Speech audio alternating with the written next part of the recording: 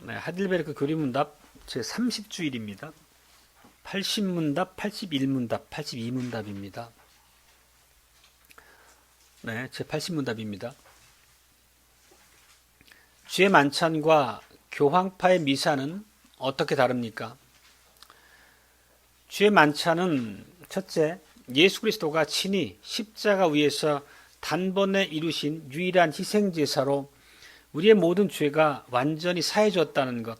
둘째, 그리스도는 지금 참몸으로 하늘 아버지의 우편에 계시사 거기에서 경배를 받고자 하시며 성령을 통해서 우리가 그에게 접붙여짐을 우리에게 증거합니다. 그러나 미사는 첫째, 산자들이나 죽은 자들을 위해서 사제들에 의해 그리스도가 지금도 매일 제사로 드려지지 않으면 그리스도의 고난을 통해서는 죄사함을 받지 못한다는 것. 둘째, 그리스도는 떡과 포도주의 형태로 육신적인 임재를 하므로 거기에서 경배되어야 한다고 가르칩니다. 그러므로 미사는 근본적으로 예수 그리스도의 단번 희생제사와 고난을 부인하는 것으로 저주받은 우상 숭배일 뿐입니다. 81문답입니다. 누가 주의 성찬상에 나올 수 있습니까? 자기의 죄 때문에 참으로 자신을 지독하게 미워하지만 그리스도의 고난과 죽음에 의해 이런 죄가 사하여지고 자기의 남아있는 연약성도 가려졌음을 믿는 자들, 또한 더욱더 자기의 믿음을 강화해서 자기의 생활을 고치기를 갈망하는 자들입니다. 그러나 위선자들과 회개하지 않는 자들은 자기들의 심판을 먹고 마시는 것입니다. 82문답입니다. 자신들의 고백과 생활로 불신과 불경건을 드러내는 자들도 역시 주의 만찬상에 허용됩니까? 안 됩니다. 그렇게 되면 하나님의 언약이 더럽혀져서 하나님의 진노가 온 회중에게 불타오르기 때문입니다. 그러므로 그리스도와 그의 사도들의 명령에 따라 그리스도의 교회는 그들의 생활을 고칠 때까지 천국의 열쇠들에 의해서 그들을 제외시켜야 할 의무가 있습니다. 읽으시면서 아셨겠지만 81문답은 이 성찬상에 나오는 개인적인 책임에 대해서 고백한다면 82문답은 교회 공동체의 책임에 대해서 고백하는 내용입니다. 예수 그리스도 사랑하는 성도 여러분, 지난 시간에도 그런 표현을 썼었는데 이 미사와 관련돼서 고백에 담겨있는 언어는 굉장히 강한 언어입니다. 표현 자체가. 그리스도의 단번의 제사를 부정하는 가증한 우상 숭배다. 이렇게 정죄를 하죠. 그렇지만 이어지는 문답을 보면 성찬에 참여하는 우리 교회 회원들을 위해서도 엄숙한 경고를 함께 선포하고 있음을 봅니다. 81문답을 보면 위선자들과 회개하지 않는 자들이 성찬을 통해서 스스로의 심판을 먹고 마신다 이렇게 얘기합니다. 이 역시도 로마 교회의 미사를 향한 경고만큼이나 무서운 의미를 담고 있는 표현입니다. 우리는 이 표현을 통해서 이 성찬의 본질, 또 교회의 그 특성과 관련된 핵심 원리를 잘 바라볼 수 있어야 됩니다. 성찬은 우리가 표와인이란 말을 쓰지만 단순한 상징에 불과한 것이 아닙니다. 그리스도와 교제를 나누는 식사의 자리입니다. 그렇다면 이 교제 식탁으로 누가 초대를 받습니까? 그것은 하나님을 믿고 그분의 영광을 위해서 살기로 다짐한 자들을 초대하시는 자리입니다. 우리가 죄사함의 은혜를 받지 못했다면, 믿음으로 그 은혜를 붙잡지 못했다면 어떻게 하나님과 이런 거룩한 교제 식탁에서 교제를 나눌 수 있겠습니까?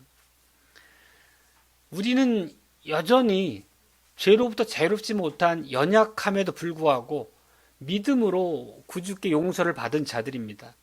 그렇기 때문에 더 이상 우리가 인간적 정욕을 따라 살지 않고 구주의 영광을 위해 살려는 마음이 그렇게 채워진 하나님의 백성들이기 때문이죠. 그렇게 우리가 믿음으로 하나님의 약속을 붙잡고 그분의 구원을 전적으로 우리 마음속에 새기며 살길 바라기 때문에 이 성찬의 자리를 통해서 우리가 하나님의 사랑을 맛보고 경험할 수 있도록 그렇게 우리에게 잔치장을 배설해 주시는 거죠. 그렇다면 그리스도께 속하지 않은 자가, 믿음이 없는 자가 그런 거룩한 식탁에 나오도록 방치하는 것은 하나님의 거룩한 사랑을 모독하는 것과 다르지 않습니다. 오전 설교에서도 말씀드렸지만 이 성찬을 대하는 문제 앞에 직분자와 교회 공동체 전체가 어떻게 엄중한 스스로의 살핌이 전제되는지 역시 오늘 이 오후 설교에서도 같은 복음을 우리가 듣게 됩니다. 교회는 지상에 있는 가시적인 언약 백성의 모임입니다. 그렇지만 교회 안에 있는 모든 사람이 성도가 참된 신자라는 의미는 아닙니다. 칼빈도 그렇게 지적한 바가 있습니다. 그리스도를 알지 못하면서도 이름과 외형만 가진 내면은 텅 빈 위선자들이 얼마든지 교회 안에 있을 수 있다. 그렇게 얘기를 합니다. 우리가 알곡과 가라지 비유가 그걸 우리에게 가르치고 있죠. 오직 하나님만이 당신의 택한 자를 아십니다. 우리는 서로가 서로를 그 속을, 내면을, 중심을 알 수 없기 때문에 우리는 형제의 권면으로 반복해서 하나님의 말씀을 촉구하는 의미로서의 교회 질서를 오전에 배운 바 있죠. 그렇기 때문에 회개하지 않은 자가 완고한 마음을 버리지 않은 채 성찬상에 나올 수 있는 위험이 늘 교회 안에 상존한다는 것도 우리가 인정할 수밖에 없는 거죠. 그렇지만 오늘 고백에서처럼 회개하지 않는 자들은 주님께 속한 자가 아니고 성찬상에 나올 자격이 없는 자입니다. 그런 의미에서 성찬상은 모든 사람에게 동일한 결과를 가져오는 게 아니죠.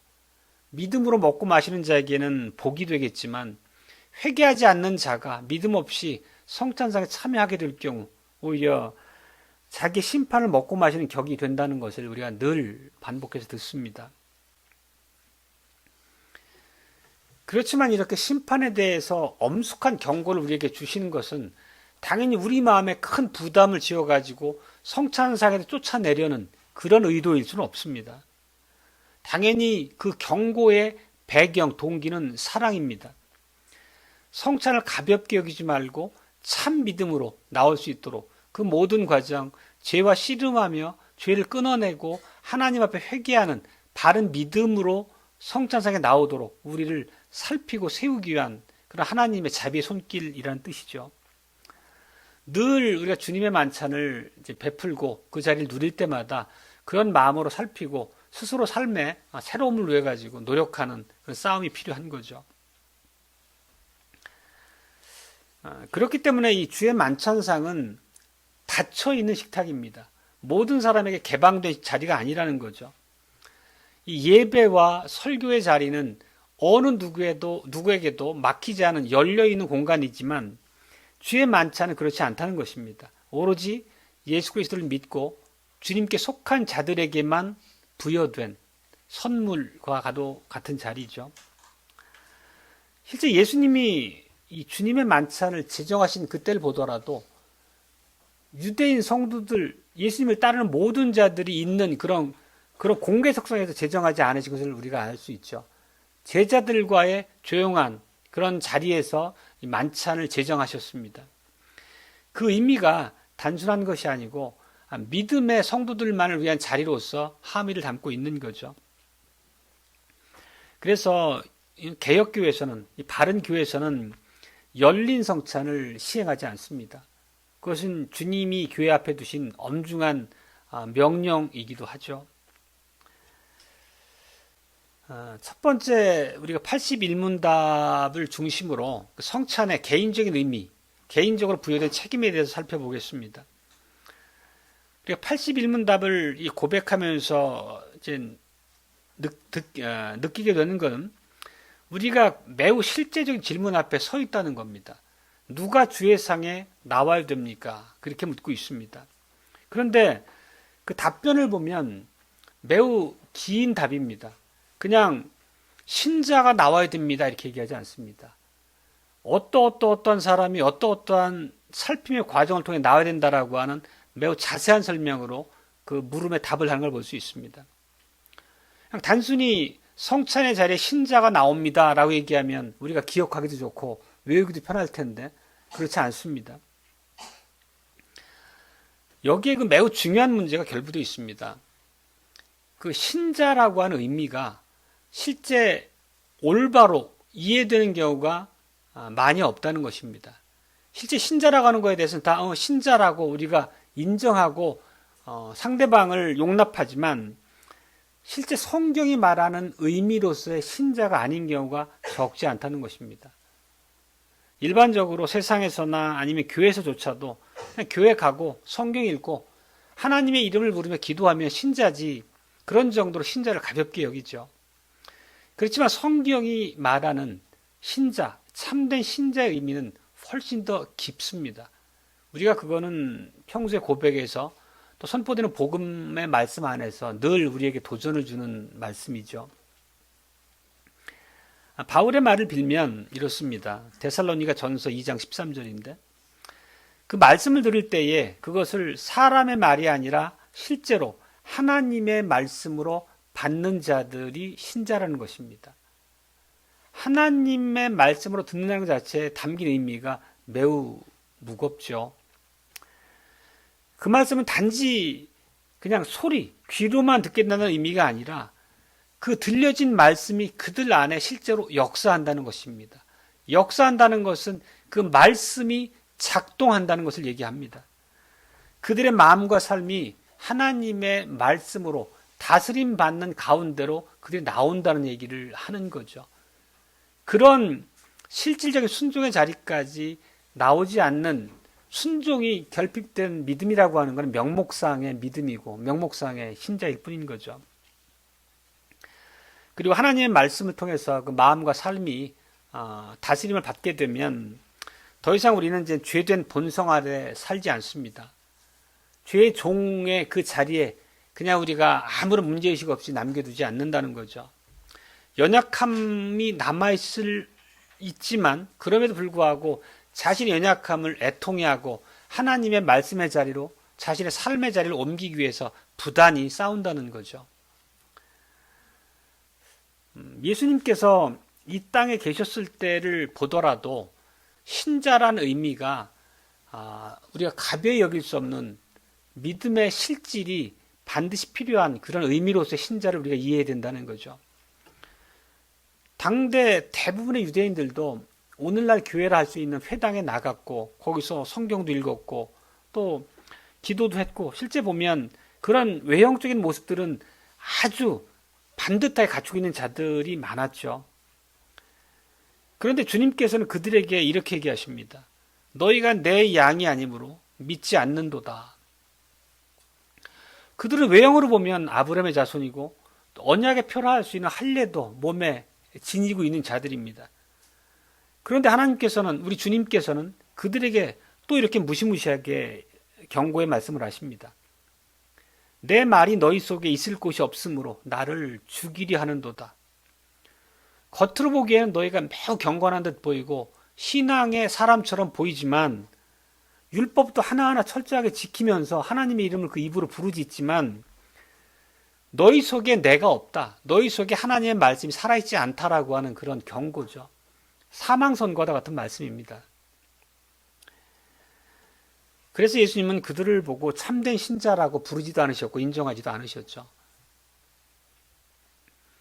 그렇지만 이런 문제는 예수님 당대의 문제뿐만 아니라 종교개혁 시대를 보더라도 마찬가지죠. 종교개혁 시대의 대부분의 교회는 로마 카톨릭 교회의 범주 안에 있었겠죠. 그들도 교회 간이를 빼먹지 않았고 날마다 그들 나름의 정해진 질서를 따라 예배를 드렸지만 그들의 믿음이라고 하는 건 성경의 믿음과 전혀 합치되는 믿음이 아니었습니다. 그냥 교회 안에 있는 제도와 종교적인 의식, 절차들을 따라 그 자리에 있는 것만으로 그것이 믿음의 전부인 양, 하나님과의 관계의 바른 모습인 양 그렇게 호도했죠.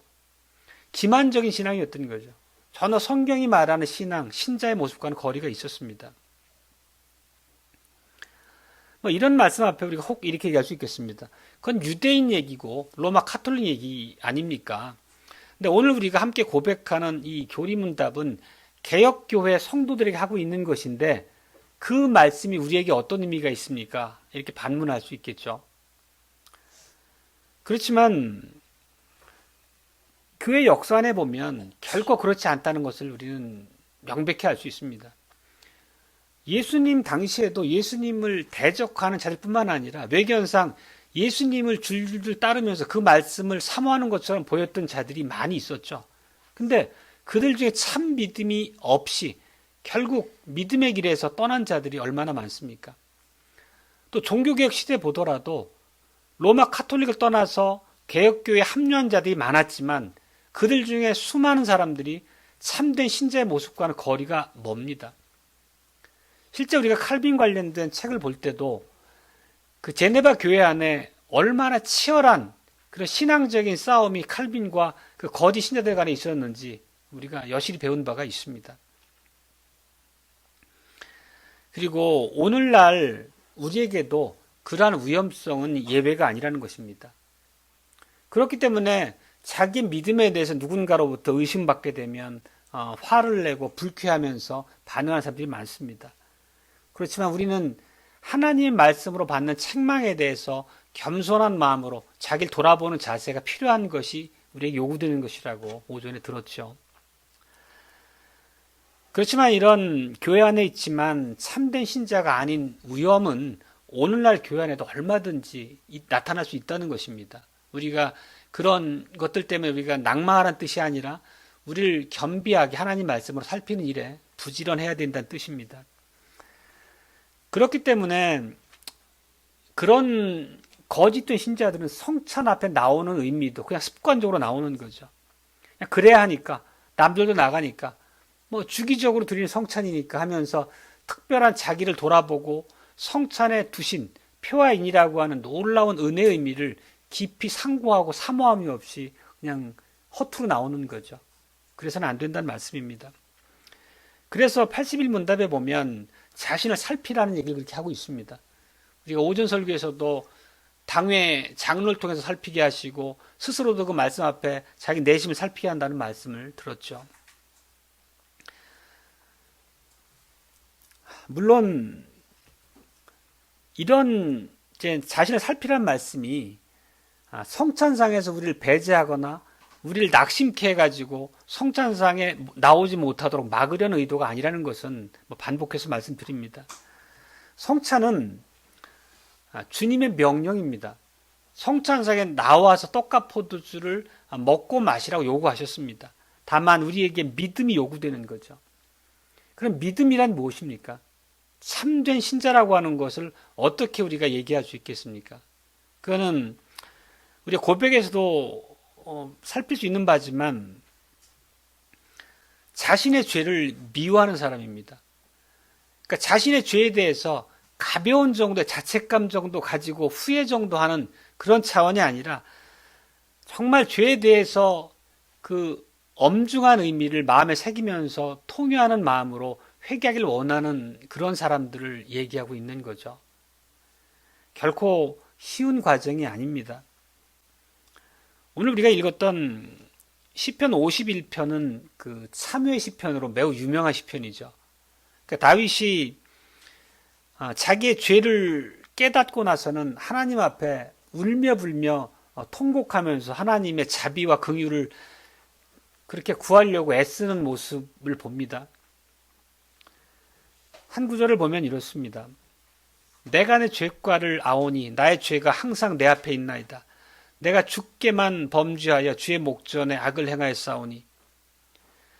다윗은 자기가 범한 죄가 하나님 앞에 얼마나 무시무시한 반역인지를 깨닫는 거죠.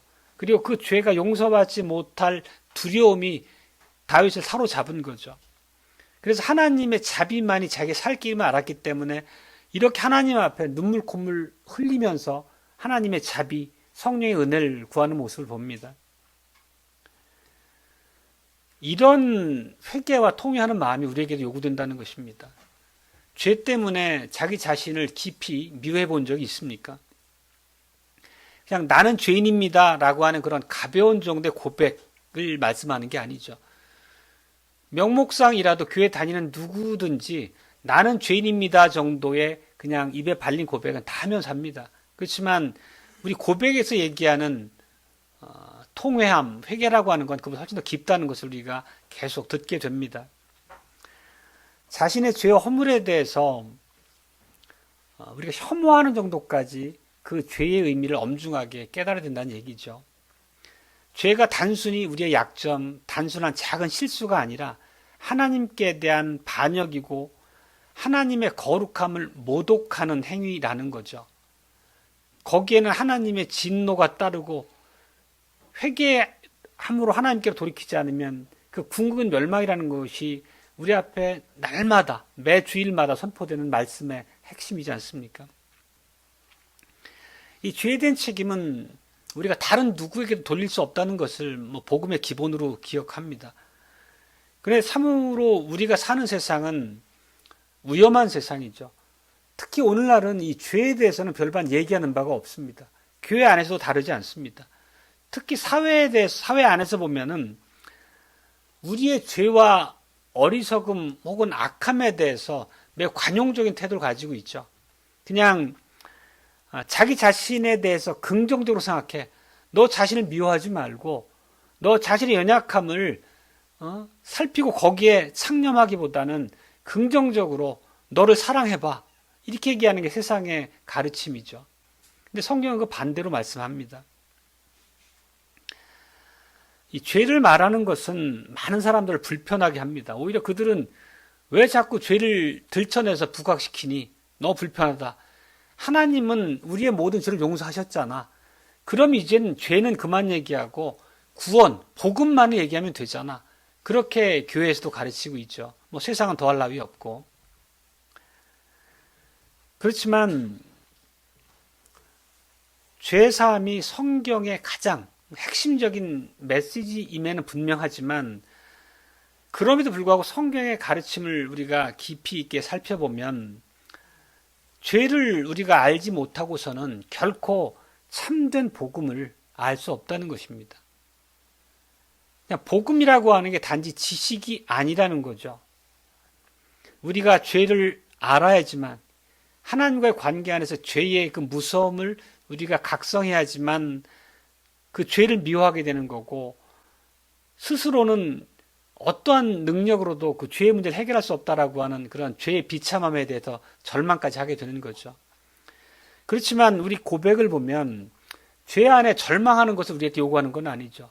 그런 죄에 대한 깊은 통회함 앞에서 믿음의 자리로 나올 것을 우리에게 촉구함을 봅니다.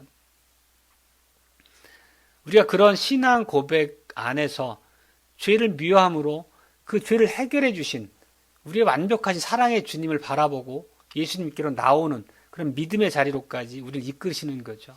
그게 은혜이죠. 죄된 본성이 남아있고 연약함 때문에 날마다 하나님 앞에 죄송한 마음을 갖고 어리석은 모습을 보여드리지만 끊임없이 그런 자리에서 돌이켜서 점점점 하나님 안에서 자라가는 그런 성장이 있게 되는 거죠.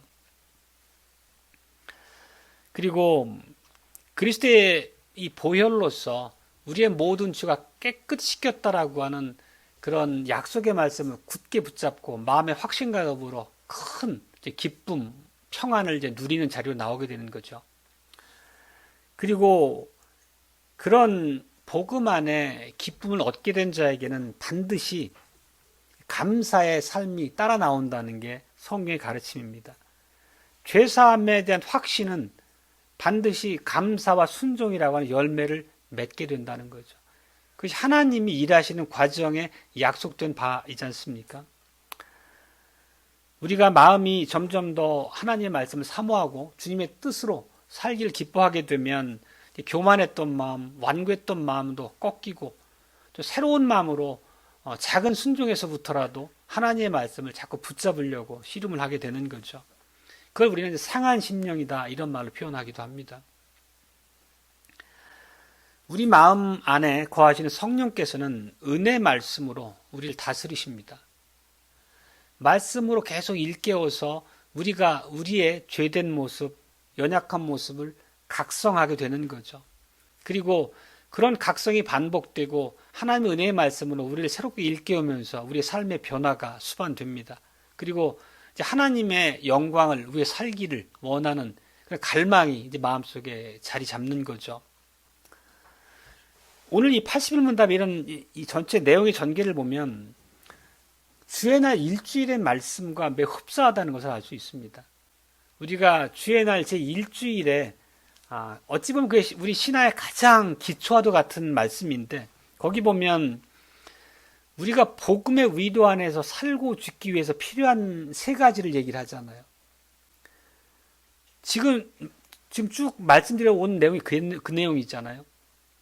결국 우리 이 죄의 비참함에 대해서 깨닫는 것이 필요하고 그렇지만 그 죄와 비참함으로부터 우리를 완벽하게 구원해 주신 예수 그리스도의 구속의 복음을 바라보게 하시는 거고 그리고 그 구원의 결과로서 우리가 감사의 삶을 살아야 된다라고 하는 게 일주일의 고백이잖아요. 80일 문답 안에 고백하는 바 성찬의 원리 안에 녹아있는 우리를 향한 고백의 교훈이 그렇다는 말씀입니다. 여러분, 이런 말씀들이 그냥 이상적인 우리가 도달할 수 없는 그런 것처럼 들리십니까? 근데 그렇지 않다는 것을 우리는 우리 마음속에 깊이 환기해야 됩니다. 지금 말씀드린 이런 참된 신자의 모습이라고 하는 게 참된 신자가 죄인이 아니라거나 연약함이 남아있지 않다는 의미를 얘기하는 건 아니라는 것을 이해하실 겁니다. 그럼에도 불구하고 참된 신자는 성령을 받은 사람이라는 것입니다. 그리고 성령께서 계속 우리 안에 진리를 일깨워 주시고 또 우리가 살아있는 동안 우리 평생 동안 내내 진리의 성령께서 우리를 그 진리의 말씀 안에서 변화시켜 가시고 우리를 잘하도록 그렇게 우리를 주장하신다는 것입니다. 그게 하나님의 약속인 거죠. 항상 우리의 능력으로 씨름하라는 말씀이 아니고 항상 하나님의 말씀을 사모함으로 하나님의 도우심, 내 의지를 완고한 의지를 꺾어주시고 하나님의 진리의 말씀과 성령으로 다스려 주시기를 우리가 간구하고 하나님 앞에 엎드릴 때 하나님의 역사가 우리에게 임한다는 것이 우리 고백 안에 담긴 약속이고 성경이 늘 우리에게 하시는 복음의 내용이죠. 우리가 한 가지 깊이 있게 이제 생각해야 될 부분이 오전에 드렸던 말씀과 요즘에 이 고백의 내용, 이제 직분의 내용 자체를 얘기하다 보니까 그 권징, 또 권징과 긴밀하게 연결된 성찰 함께 얘기했기 때문에 오전의 내용과 참으로 어찌 보면 우리가 한 번 더 확인하는 내용이 있을 수 있습니다. 많을 수 있습니다. 우리 81문답을 보면 성찬상에 나오기 전에 자신을 살피라고 얘기합니다. 그럼 자신을 살피라고 하는 게 내가 성찬상에 나갈 자격이 있을까 없을까? 내 자격을 논하라는 의미가 결코 아니라는 것입니다. 만약 내 자신 안에서 성찬에 나올 만한 자격, 가치를 확인해서 그 가치를 근거로 성찬상에 나오도록 한다면 성찬상은 매번 텅텅 비어 있겠죠. 성찬에서 말하는 바는 하나님의 은혜의 부름으로 나오라는 것입니다. 하나님의 은혜와 사랑의 초청의 자리라는 거죠. 우리의 연약함, 죄를 통회하고 회개하는 가운데서 예수 그리스도께로 피하라는 것입니다. 성찬의 자리 안에서 우리의 회개하는 마음을 통해 예수님의 은혜 안에서 씻김을 얻고 구원의 확신을 얻고 또 영원한 생명에 대한 소망을 굳건히 하는 그런 표화인으로서 주신 자리이기 때문에 우리가 그 의미, 성격을 잘 이해해야 된다는 것입니다.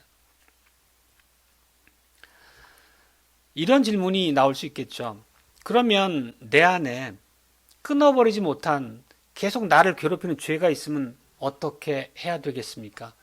성찬상에 나가지 말고 멀리 떨어져야 할까요? 그렇지 않다는 것입니다. 결국 자기의 죄를 각성했다는 것은 하나님 앞에 그 죄를 회개하라는 하나님의 명령을 우리가 이해해야 되는 거죠.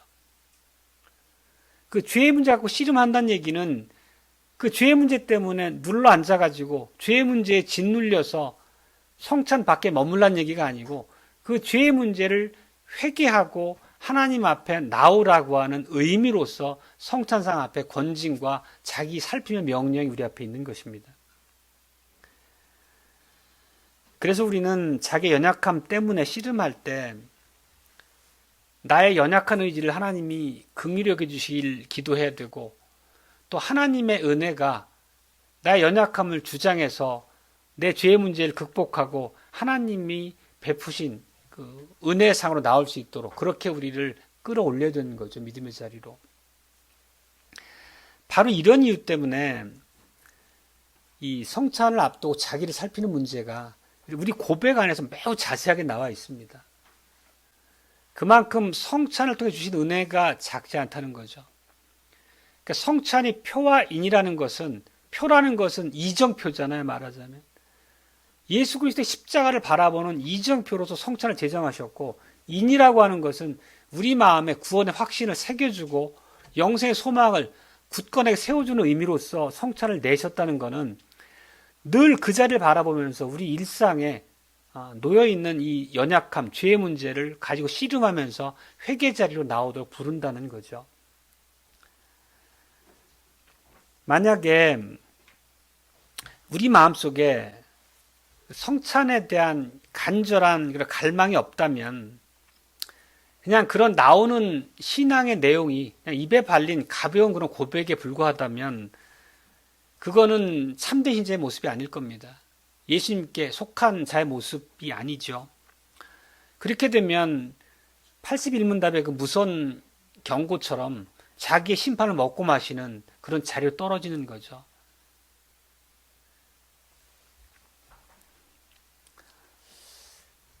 우리 주님께서는 우리의 단점에도 불구하고 주를 섬기기를 바라는 회개하는 죄인들을 위해서 만찬상을 베푸셨습니다.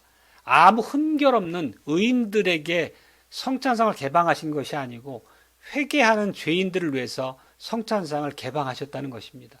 그리고 믿음으로 나오게 될 때에 성령 하나님께서 우리를 하나님의 능력으로 주장하심으로 예수님의 구속을 더욱더 의지하게 하고 스스로 삶의 갱신의 자리로 힘있게 일어설 수 있도록 우리를 실제 하나님의 능력으로 붙잡아 주신다는 약속이 있는 자리죠. 이 성찬상은 결코 우리가 가볍게 여길 수 없는 거룩한 자리라는 것을 오늘 반드시 기억해야 되겠습니다. 이 거룩한 성찬을 무사안이란 태도로 대한다는 것은 하나님의 은혜를 모욕하는 결과를 낳게 되는 거죠. 믿음으로 오직 그리스도를 신뢰함으로 초청의 자리로 우리가 나가야 되겠습니다. 이제 두 번째 이 82문답을 중심으로 말씀을 살펴보면 지금까지 주로 만찬에 대한 개인적인 자기 살핌에 대한 얘기를 했다면 82문답은 거기서 한 걸음 더 나가서 교회 공동체적 책임에 대해서 고백하고 있음을 봅니다. 우리는 물론 오전에 말씀드린 바와 같이 서로 간의 마음속 그 내면을 들여다볼 수 없습니다. 위선자는 오직 하나님께서만 그 중심을 알아보실 뿐이죠.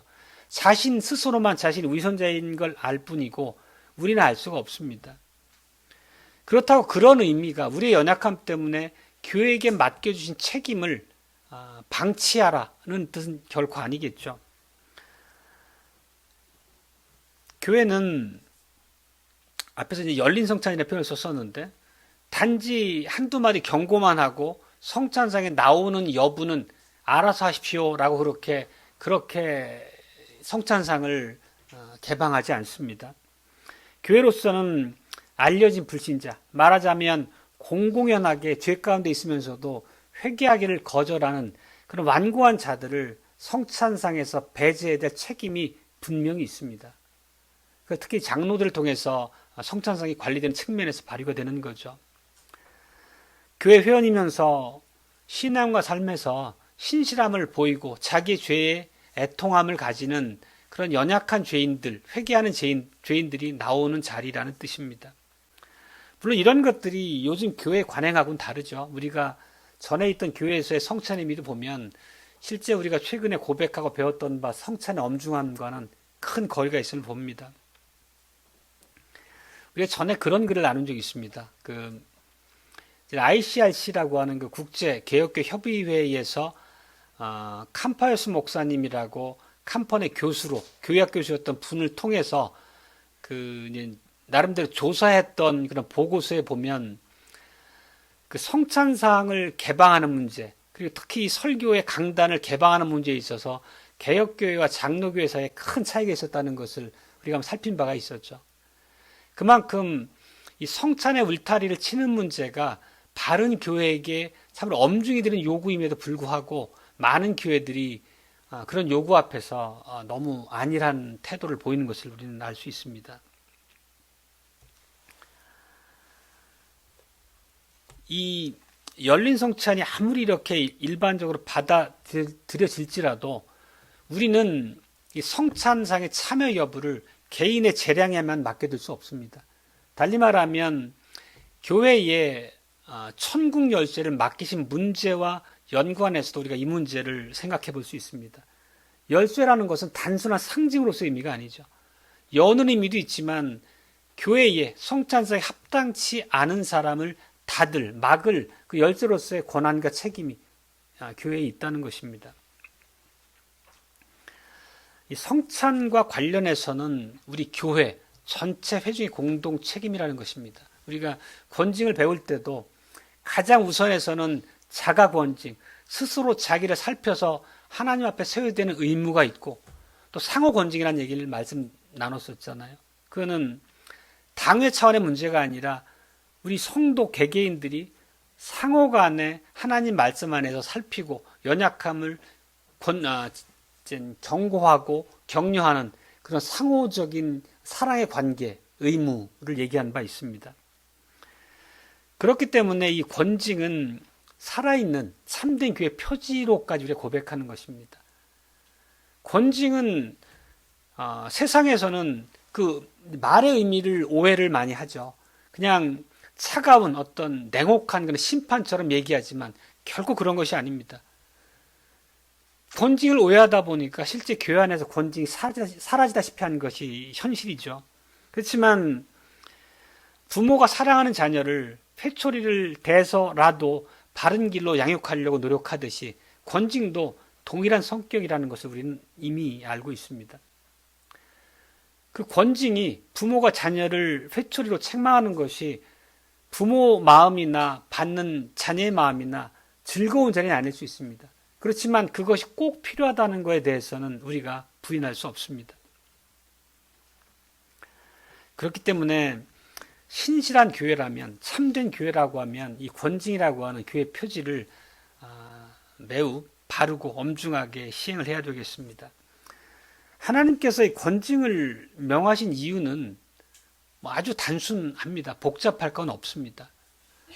거짓과 진리, 불순종과 순종이 공존하는 그런 공동체가 되기를 원하지 않으신다는 것입니다. 그거는 바른 언약의 공동체 모습이 아니라는 것입니다. 그냥 그 상태를 방치하게 되면 결국은 거짓이 진리를 밀어내게 될 것이고 불순종이 순종을 무너뜨리게 되는 거죠. 우리가 그런 이제 유명한 말이 있죠. 좀 어려운 말일 수 있는데 악화가 양화를 구축한다. 그런 유명한 말이 있습니다. 경제학에서 나온 얘기인데, 그러니까 좋은 것이 나쁜 것이 같이 섞여 있을 때 결국에는 나쁜 것이 좋은 것을 몰아낸다는 것입니다. 결국 성찬을 살피는 문제 앞에서 교회가 회중을 서로 살피는 그 문제 앞에서 동일한 원리가 작동한다는 거죠. 그래서 거짓과 진리가 공존하도록 순종과 불순종이 공존하도록 그냥 방치할 수 없다는 것입니다. 우리 교회 공동체 전체에게 서로 살필 책임이 함께 부여되어 있습니다. 만약에 우리가 이런 책무를 등한히해서 죄 가운데 있는 자들이 공공연히 죄 가운데 있는 삶에 있음에도 불구하고 성찬상에 나오는 걸 방치한다면 결국은 성찬상은 그 거룩함이 훼손되겠죠. 거룩함이 더럽혀질 것이고 그냥 그 성찬상의 의미 자체가 그냥 거칠애처럼 하나 행사, 의식 정도로 전락하게 되겠죠. 결국 그런 것은 우리에게 주신 은혜 자리를 우리 스스로 훼손해서 무의미한 행사 정도로 전락시키는 가슴 아픈 결과를 낳게 되는 거죠. 오늘 이제 설교 제목은 주의 만찬은 성찬이다 그거잖아요. 성찬은 거룩한 식탁이다 이런 얘기입니다. 거룩은 구별을 의미하는 거고 결국 교회 주신 이 권징은 선택사항이 아니라 엄중한 하나님의 소명, 우리에게 주신 소명이라는 것을 우리가 기억해야 되겠습니다. 그리고 또 우리가 출교에 대해서도 배운 바 있죠. 끝내 완고한 그 죄의 자리에서 돌이키지 않고 고집을 부리게 되면 출교해야 된다는 것이 우리 고백의 교훈입니다. 이 경우 역시도 출교가 그 지체를 미워해서 쫓아내는 것이 아님을 우리는 또 기억합니다. 오히려 내가 그 자리에서 돌이키지 않고 계속 있게 되면 결국 하나님 나라에 박혀 있는 것이고 그 길의 궁극은 사망이다라고 하는 그런 책망과 경고를 통해서 죄에서 돌이키게 하려는 사랑의 행위가 출교라는 것을 우린 기억하죠. 물론 이제 그런 상황이 우리 교회 안에 있지 않기를 우리가 기도하고 그 이전에 자가 권징으로 상호 권징으로 서로 살피면서 우리를 바른 자리로 이끌어야 되겠습니다. 우리가 이 성찬에 대해서 81문답, 82문답 이런 걸 보며 이제 배우게 되는 거는 성찬상이 우리 주님께서 우리에게 베푸신 주님과의 교제의 자리이기도 한 그 면이 중요하게 있고 동시에 우리 성도 간에 나누는 교제 자리를 겸하고 있다는 것을 알 수 있습니다.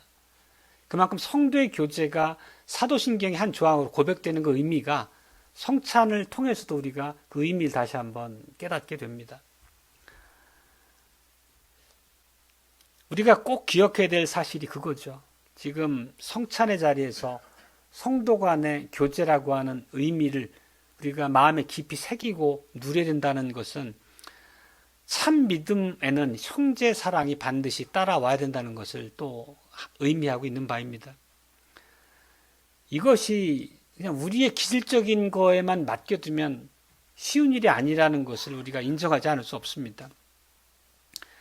우리 각자는 다 부패한 본성, 이기심이 있기 때문에 다른 사람의 영혼을 살피고 그 지체에게 한마디 격려하거나 한마디 복음의 내용을 가지고 책망하거나 하는 자리를 참으로 어려워하고 그냥 회피하게 됩니다. 그렇지만 오늘 들은 말씀처럼 이 권징, 서로 간의 말씀 안에서의 살핌이라고 하는 게 우리에게 주신 이 책임이라고 하는 것을 또한 깨닫게 됩니다. 그리고 하나님은 그런 교회 안에 질서를 두심으로써 우리 중 한 사람도 믿음의 길에서 넘어지고 하나님의 구원에서 이탈하는 일이 없도록 그렇게 보호하시기 위한 하나님의 내신 수단이고 질서입니다. 우리 그리스도의 몸된 교회 안에서 내가 내 형제를 지키는 자입니까? 그 가인이 했던 말이죠. 그 가인의 말이 다시 들려서는 안 되겠습니다. 내가 내 형제를 지키는 자입니까? 라는 말로 결코 핑계하지 말라는 뜻입니다. 교회 권징이 하나님께서 교회 안에 두신 그 목적대로 제대로 그 생명력이 발휘되려면 우리 상호 권면하고 상호에 대한 책임감을 다해야 된다는 것을 우리가 기억해야 될 것입니다. 권징은 사랑 없는 그런 가혹한 심판이나 상대방에 대한 미움이 적대감이 아닙니다. 그것은 오히려 치료와 회복, 믿음으로의 돌이킴을 위한 사랑의 행위라는 것을 우리는 기억하죠. 그래서 이 성찬의 거룩함, 권징, 이 의미가 매우 밀접하게 관련되어 있습니다. 그리고 그러한 이제 교회적 질서가 늘 살아 작동하도록 직분자를 통해서 하나님께서 엄중한 책임을 맡겨두신 거고, 또 회중 각자의 책임 역시 거기에 결부돼야지만 교회적인 그런 하나님의 다스림이 매우 활성화돼서 교회다운 모습으로 우리가 자라갈 수 있겠습니다. 말씀을 마치겠습니다. 우리가 이 거룩한 성례를 습관적으로 참여해서는 안 되겠습니다. 참된 믿음으로 자신을 살피고 자기 안에 하나님 앞에 죄송한 그런 죄된 모습이 있다면 회개하고 하나님의 자비와 긍휼을 붙잡는 그런 믿음으로 나와야 되겠습니다. 그리고 지체 중에 근심거리가 있거나 연약한 모습을 갖고 있다면 사랑으로 권면하는 것이 우리에게 또 요구되는 바임을 고백에서 배웁니다. 그래서 우리 모두가 함께 이 식탁의 거룩함 안에서 하나님과 또 우리 형제 자매들과의 그 교제를 기뻐해야 되겠습니다. 이 식탁이 거룩한 이유는 다시 반복해서 말씀드리지만 우리 안에 어떤 이유로부터 비롯된 것이 결코 아니라는 것입니다. 오직 우리 주님의 보혈 때문에 그 식탁의 자리가 거룩한 것이고 또 그 보혈의 능력으로 성신의 은혜 안에서 우리가 죄사해졌음을 확신하고 또 성령께서 우리에게 확신을 인치시는 자리로서 우리에게 주셨다는 것을 기억합니다. 형제자매 여러분, 우리는 주님을 위해서도 구별된 백성이고 또 우리 서로를 위해서도 구별된 백성임을 기억합시다. 하나님과 누리는 이 영광스러운 교제를 오늘 또 그리고 항상 영원토록 기뻐하며 함께 믿음의 여정을 같이 가십시다. 아멘.